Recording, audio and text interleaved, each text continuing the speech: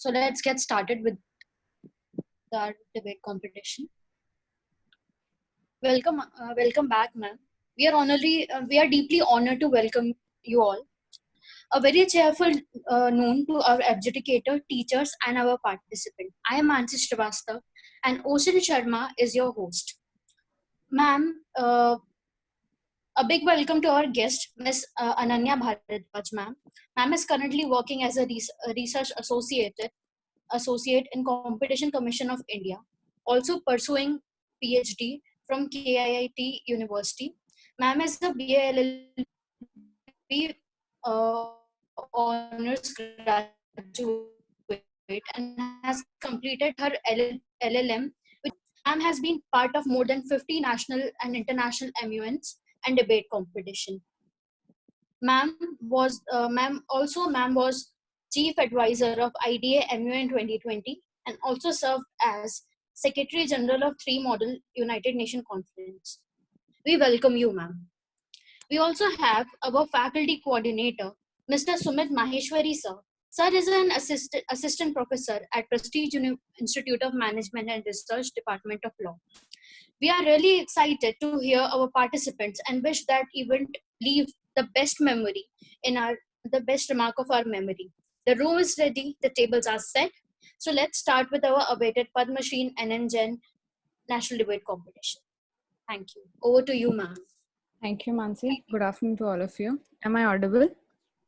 Yes, ma'am. Yes, so thank you again for this opportunity by Prestige Institute and the School of Law to be a part of this national debate competition. So I guess DEB 19 is for the motion and DEB 34 is against the motion. And are you aware of the rules? That is the speaking time, that is 3 plus 1 and 2 plus 1. Yeah. For rebuttals. Yes. So can the participants introduce themselves without revealing their college names? Yes, DEB 19. So I'm Neha Vinod, and I talked about this debate probably a few days back, and on the last day of the registration, and from then on I've been working towards it. So I do well. Yes, Neha, I can hear you.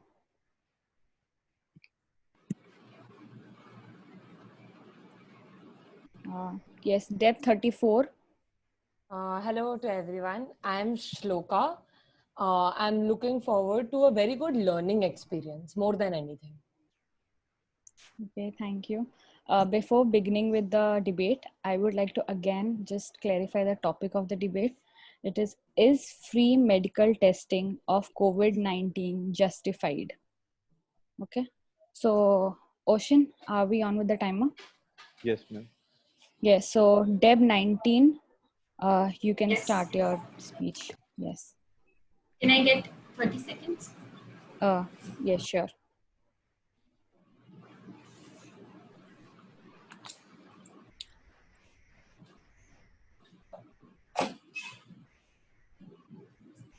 So can you all hear me? Yes, you're audible.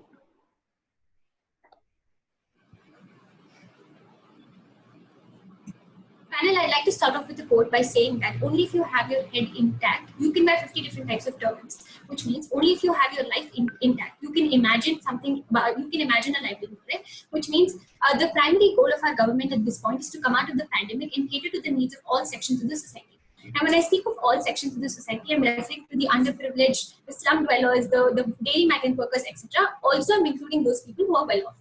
Now, understand that this can be done through free testing, and not only free testing, but also good propaganda and advocacy by the government regarding the graveness of this pandemic and incentivizing on the emotions of the Indian people, which caters to the family, right? So, for example, if you go and tell an Indian, look, you can protect your family by getting yourself tested and checking if you're all right. So, if you isolate yourself, you can prevent the spread to your family.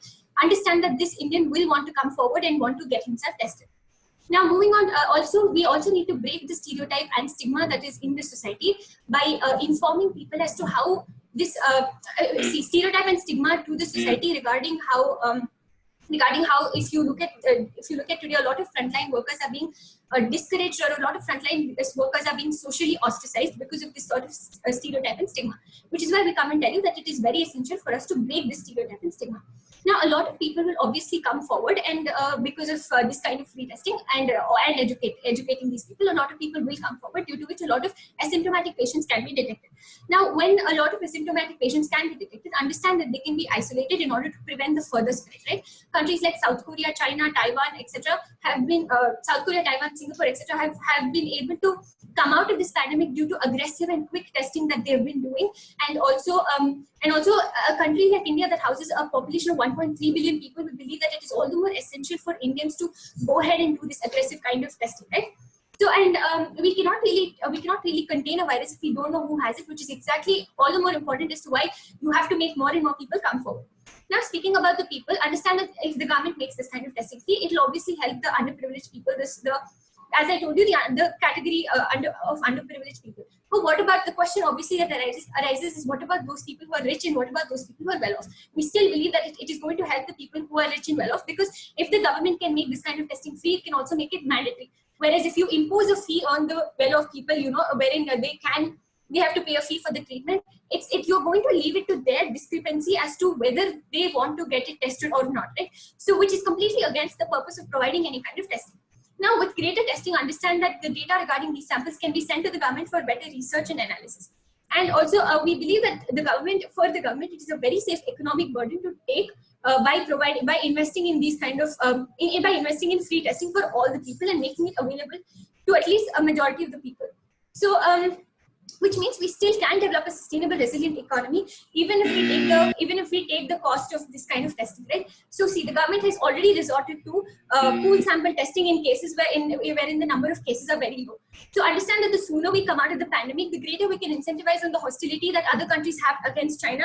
And we noticed that the latest current affairs have said that how other countries want to move out of China, want to move their factories, shift their base to another country. So the sooner we come out of the pandemic, understand that India can become a potential market for investment.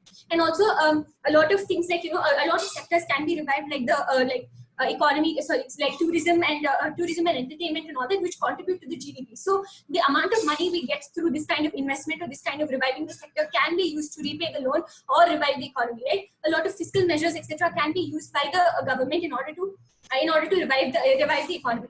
And also, this can re-establish India as a secular state because you're providing free testing to everybody, irrespective of the caste, creed, or whatever. So this can quash the. Okay, thanks. Thank you, Neha. You have elapsed your time and your points have been very well noted. So now can we move to depth 34 for the debate? Yes, okay. Depth 34, whenever you're ready. Okay, ma'am, can I start? Yes, Ocean, with the timer. Yes, Shloka. Okay. India is a poor country. Over 60% of India's population lives on less than $3 per day. The population is huge and the existing resources are too little. We do not have the resources to cater to such a large population, especially at the time of a pandemic. We do not want to trigger panic and overwhelm hospitals. While the tests are free for patients, for poor people, each one costs the government about 5,000 rupees. We cannot function in a society where the government itself does not have the money to fund the people. Also, no one can handle a country with such a large population that has panicked.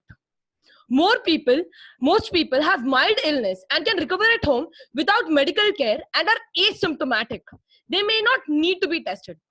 The Supreme Court has also made changes to its order on COVID-19 testing in private labs, saying it should be free for the poorest of the country rather than everybody. Those who can afford it should naturally be able to pay for it. The government money is further needed to combat other diseases such as tuberculosis, malnutrition, and HIV/AIDS. Virus infections in India can still be traced back to the people who traveled into the country from affected locales. So we are able to trace out the suspected cases. India has a lower proportion of elderly than other countries, but its healthcare facilities are limited and already can't accommodate the large number of patients with other diseases. This, along with our high population density, can be a great challenge. In an already stretched and underfunded public healthcare system, money spent on the coronavirus leaves less for other public health problems. Moreover, telling private labs not to charge any Indian for COVID-19 tests is controversial, as there is a lack of clarity over whether they would be reimbursed for their costs. It would be impossible for private labs to carry on free testing due to financial constraints and other factors. The kits used in the test are imported and expensive. But most private laboratories, even under the government mandated charge of rupees 4,500, are barely able to recover the costs, which include specific infrastructure, reagents, consumables, and manpower. Private labs simply cannot be expected to run their businesses on credit. It places an unfair burden on private labs and would disincentivize private labs at a time when we need to test more and to detect COVID-19. Even if we make a provision that people who are poor would have to be would provide with identification and get free tests, a classic example in that scenario would be what happened with the Right to Education Act passed, where 25% of the seats would be reserved for the poor people. And what exactly happened over there? The rich forged papers and identity proofs, and they themselves availed the benefit. There are so many cases where doctors have been hit, abused, and killed in urban areas. Is the time over? No, you have 1 minute. Continue. Are we expecting doctors to be welcomed in rural areas for conducting tests? We cannot afford to lose more doctors at this point of time. In the UK, labs are charging as much as rupees as much as $425 per test, which is equivalent of rupees 32,500. How much more shall we reduce the cost for the people, let alone giving it for free? In European countries with a universal right to healthcare, the cost of coverage is paid through higher taxes. We cannot charge higher taxes to people in a country whose majority population is in fact poor. When people are themselves waiting in line for testing, through that only they may catch the disease. How do you expect so many people to keep a distance of 5 feet from one another? With the current fund. Okay. Thank you. Shloka, you have elapsed your time. So now Deb 19, your rebuttals. So are you ready with the rebuttals? I'll take 20 seconds. Okay. Whenever you're ready, Ocean, we can start the timer once she is ready.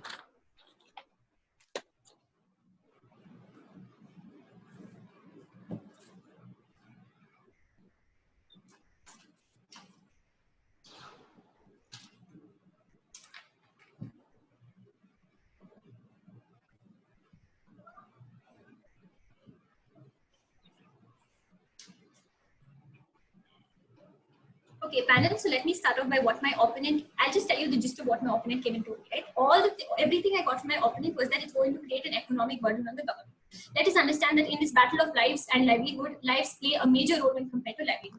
Understand that all she's coming and telling me is that okay, it's going to be burdening on the government, burdening on everybody else. But understand, how do you expect the economy to run if you cannot save lives in the long run? Like, how do you expect economy to function, or how do you expect economy to do good if you cannot really save anybody's life, or if you're spreading this to people and people are not in a good or a healthy condition to come up and work and help the economy get better, right?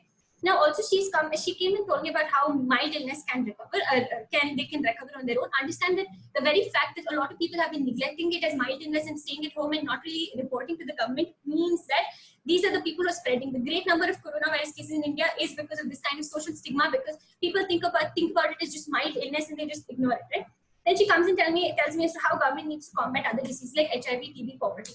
Agreed. Okay, maybe the government has to combat things like this, but what has the government been doing all this while? Right? Government has been doing all of this, but on the other hand, when this kind of grave health crisis is happening, the government has to focus more on coming out of this pandemic and then trying to recover all the things like think about all the other diseases, right?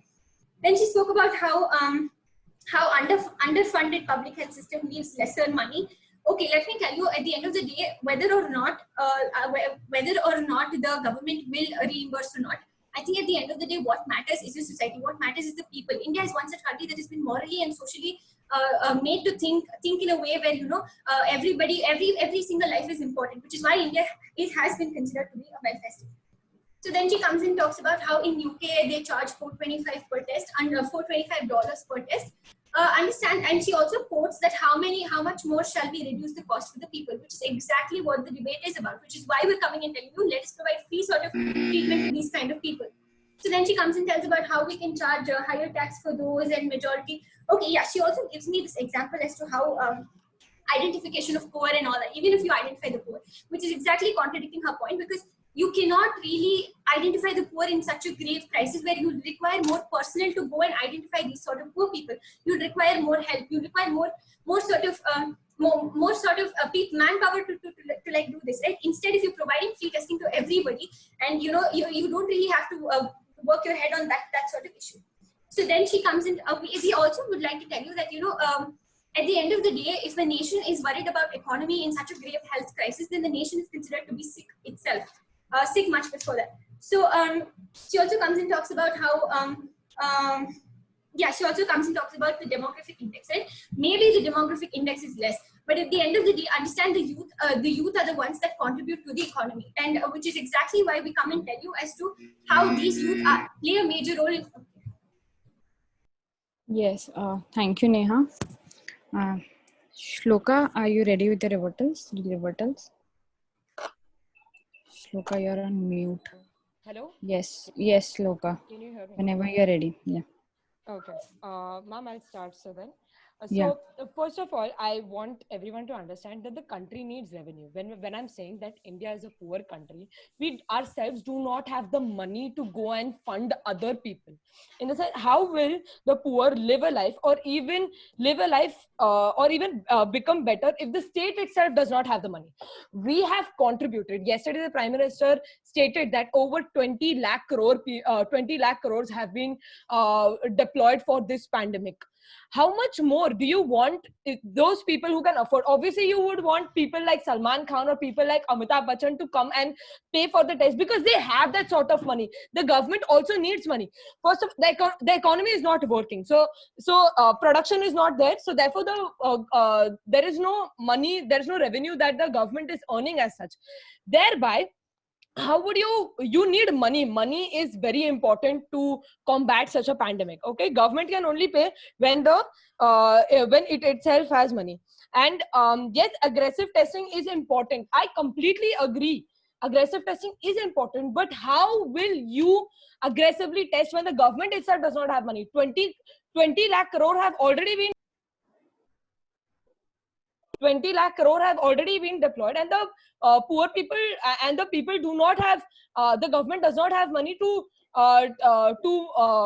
aggressively test more. Next, we've already lost money when the US has withdrawn funding from the World Health Organization. That obviously means that there is a cut in India's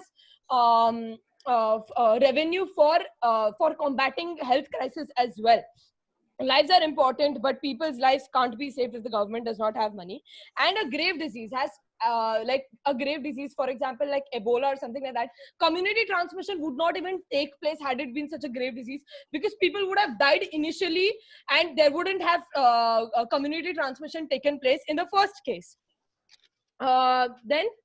And doctors are obviously dying in urban areas. Aren't we hearing of how doctors have been stigmatized, how doctors have been abused, how doctors are in fact being killed, how police officers are being killed in urban areas, in areas where people are educated, where people are civilized?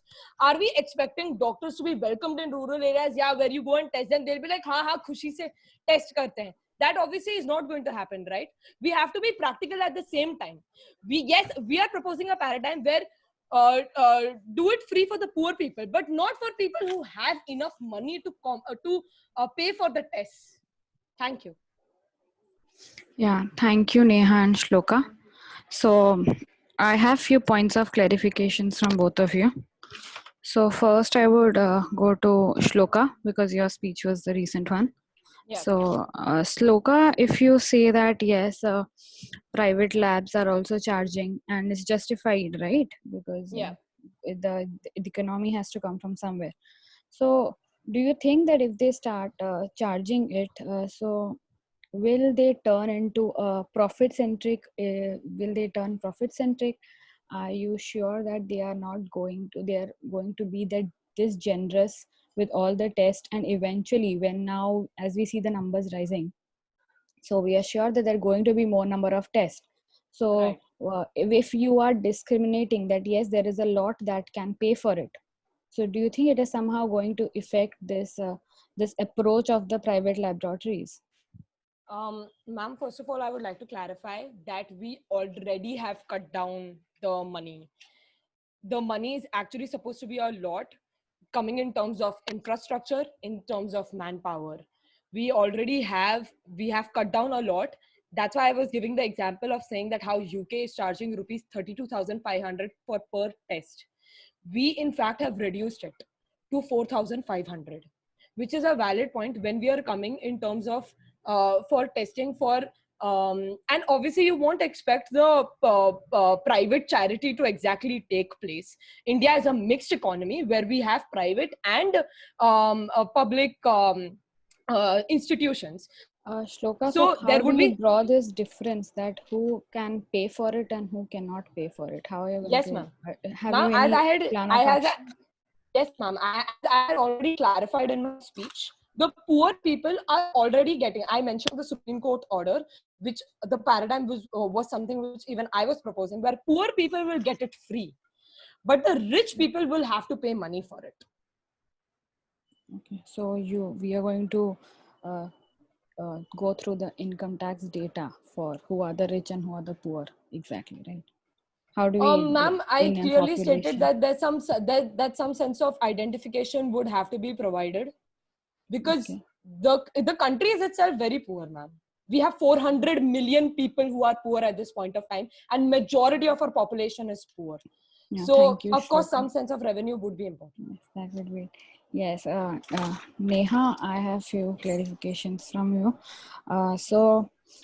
When even we ask the private labs to be free, so do you think that the reports are going to be trustable? Because with so many testings, with so many million of people for free, do you really think the reports are going to be genuine after a point of time? Because they have no credibility. They are doing it for charity, so it's all for free. So Ma'am, two things, what's your sir. take on that? I believe the private lab is not going to get anything up by distorting the sort of information they get from by testing it. And also, it hasn't really been said that it is free. Somewhere, some sort of remuneration, some sort of reimbursement will be provided to them by the government. And I think if you look at it with the a broader sort of a spectrum, I believe that at the end of the day, as much as the government wants to come out of this pandemic, even the private labs, even the private institutions want to come out of this pandemic, right? Because it's creating not only the short term kind of a loss, but also a long term kind of a loss to the society, the economy especially. So at this point, if the private labs, I don't think the chances are very less that the private lab would want to distort this sort of information just because of malice or just because they feel that they won't be able. No, it is not going to be their intention, but such huge number of tests and all that for free. So do you think there can be a human error, right? Like it's because so many, they are just doing it for free. So basically they have less manpower. They are going to cut down on stuff. And so do you really justify that after a point of time for a huge population like India, free testing is actually going to adhere positive results? Positive Ma'am, results, even not COVID positive, but yeah. a positive solution. Yes. Ma'am, I think firstly, it will be very difficult for me to comment on the efficiency of these private labs. Let us understand that history and precedents have proved as to how private labs, private institutes are more efficient when compared to the government labs. Not only in terms of infrastructure, but also in the quality of treatment they provide, quality of doctors. So I think if at the end of the day, if the government labs are being able to do some sort of justice to the people, some sort of justice to the number, I think private labs do have that much of potential to, they have enough potential to do well in to like not really distort any sort of information. Okay. Thank you, Neha. I guess you both had very good points, and thank you for such a nice Ma'am, session. can I say something? Yes, slow. Mansi, Ma'am, Neha, I think you were amazing. Like, this is my first okay. debate. This is my Shloka. first debate, and I was so amazed that very well spoke. You spoke. I'm so happy. I learned. I think you were really good. Okay, Yeah, I Shloka, can thank you. reciprocate the same too. Thank you so much. Mansi, can you just take over before they both just start virtual hugging each other? Okay, so great debate. And I would like to call upon Mr. Sumit Maheshwari sir to deliver the vote of thanks. Thank you, Mansi. Once again, good afternoon to our adjudicator and super talented participants and our dear students. It is my privilege to have been asked to propose a vote of thanks on this occasion. Firstly, I would like to say you two are brilliant, absolutely brilliant, and you guys are having a very good point on the argument. And I, Sumit Maheshwari, faculty coordinator on behalf of Prestige Institute of Management Research, Department of Law, would like to extend my gratitude towards whom without whom could not pull off this event, our adjudicator, Ms. Ananya Bhardwaj ma'am, our institution organizing committee member who worked tirelessly from day one to make this event successful, the entire organizing committee of National Debate Competition, our sponsor, audience, and everyone helped in this event. Here together, I wish them a hearty vote of thanks from the adjudicator, coordinator, students, participants for enlightening us and with their opinion. Thank you, everyone. Stay safe, stay healthy.